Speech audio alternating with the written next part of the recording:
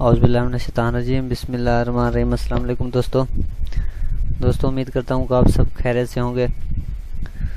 दोस्तों, आज की इस वीडियो में मैं आपको बताऊंगा कि हम मैदे को किस तरह से दुरुस्त कर सकते हैं। तंदुरुस्ती हज़ार नेमत है। जब तक हमारा मैदा ठीक होता है हम सेहतयाब होते हैं और बीमारियों से दूर रहते हैं।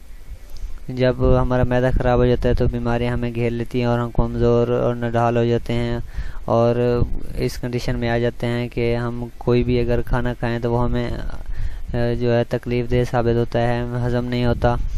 तो आज की इस वीडियो में मैं आपको मैदा ख़राब होने की अलामात बताऊंगा। उसके अलावा मैदे की कमज़ोरी को दूर करने का रूहानी तरीका बताऊंगा और देसी तरीका भी बताऊंगा कि किस तरह से हम मैदे को दुरुस्त, ठीक और तंदुरुस्त रख सकते हैं। तो दोस्तों, एक गुजारिश थी आपसे कि अगर आपने मेरे चैनल को सब्सक्राइब नहीं किया तो बराए मेहरबानी इसको सब्सक्राइब कर लें ताकि मैं जो भी नई वीडियो लेकर आऊँ वो आप तक पहुँचती रहे। तो दोस्तों, सबसे पहले मैदे की ख़राबी की मैं आपको अलामात बता देता हूँ कि हमें किस तरह से पता चले कि हमारा मैदा जो है ना ख़राब हो चुका है।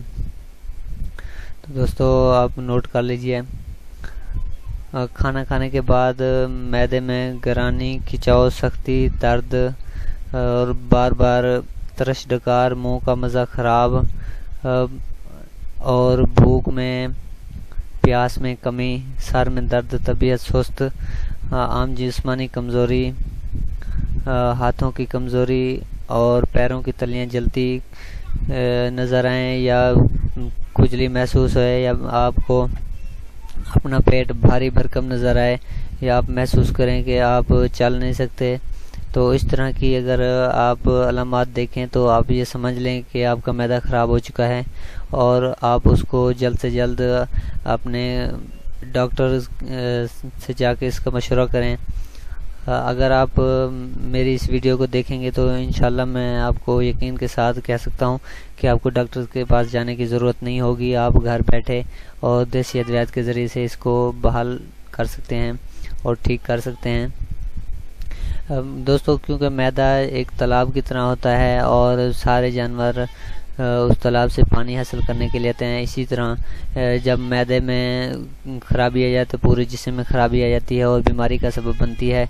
जब हम कोई ग़िज़ा खाते हैं तो वो डायरेक्टली मैदे में पहुंचती है और अगर हमारा मैदा तंदुरुस्त होता है तो जल्द अज जल्द वो इस ग़िज़ा को हज़म करके उसके जहाँ पर इसके प्रोटीन वगैरह पहुंचाने होते हैं, इसकी ताकत पहुंचानी होती है, वहाँ पहुंचा देता है और इस तरह से हमें उस खाने से ताकत मिलती है। और अगर हमारा मैदा ख़राब हो तो बजाय इसके कि हमारे जिस्म को ताकत मिले वो बीमारी मिलती है। तो दोस्तों, चलिए मैं सबसे पहले आपको मैदे की कमज़ोरी का इलाज बज़रिया कुरान बताता हूँ। दोस्तों, आपने करना यह है कि 12 मरतबा सूरत फातिहा पढ़नी है और सूरत फातिहा इस तरह से पढ़नी है कि हर बार बिस्मिल्लाहिर्रहमानिर्रहीम की मीम को सूरत फातिहा की लाम के साथ मिलाना है। मसलन बिस्मिल्लाहिर्रहमानिर्रहीम अल्हम्दुलिल्लाह इस तरह से पढ़ना है और इस तरह से पढ़कर आप पानी पे दम करना है और दम वाला पानी आपने 7 से 10 दिन 3-3 घूंट पीने हैं। इंशाल्लाह इस अमल को करने से आपका मैदा तंदुरुस्त हो जाएगा और मैदे की कमज़ोरी दूर हो जाएगी। इसके अलावा मैं आपको मैदे में अगर कोई दर्द हो या उसकी कमज़ोरी है तो मैं उसके लिए आपको एक देसी टोटका बता देता हूँ। ये एक ऐसा टोटका है जो पेट की तमाम बीमारियों, आंखें बंद करके आप खा सकते हैं तमाम बीमारियों के लिए। और इसकी एक और वजह है कि ये मैदे को तंदुरुस्त तमन्ना रखता है और हर बीमारी से महफूज रखता है। दोस्तों, आप नुस्खा नोट कर लें। आपने 150 ग्राम लेने हैं और नमक से 10 ग्राम लेने हैं। 50 ग्राम सौंफ और 10 ग्राम सियार नमक आपने लेना है अब इन दोनों को बारीक करके सफ़ूफ बना लेना और बवक्त ज़रूरत अगर आपको पेट में दर्द है तो इसकी आप 1-2 चुटकियाँ ले सकते हैं, ज़्यादा मिकदार में ले सकते हैं। और अगर आपको पेट में दर्द नहीं है, सिर्फ मैदे को तंदुरुस्ती के लिए आप इस्तेमाल करना चाहते हैं तो 1 चुटकी आप रोज़ाना खाना खाने के बाद आप इसका इस्तेमाल करें। ये मैदे के दर्द के लिए बहुत मुफीद है और इसका जूशाना पीने से भी मैदे का दर्द ख़त्म हो जाता है। तो दोस्तों मैं आपके मैदे की बहाली के लिए एक पट्टी लेकर आया हूँ। अगर आप ये पट्टी अपने घर पर आप बना लें, तैयार कर लें और हर खाने के बाद इसको इस्तेमाल करें तो इंशाल्लाह आपको कभी मैदे का दर्द, पेट का दर्द और आपके मैदे को कभी सुस्ती नहीं आएगी, आपका मैदा कभी कमज़ोर नहीं होगा। ये बहुत ही सस्ती पट्टी है, आप इसको घर बैठे बना सकते हैं बजाय इसके कि आप बाज़ार से महंगी अद्वियात लें।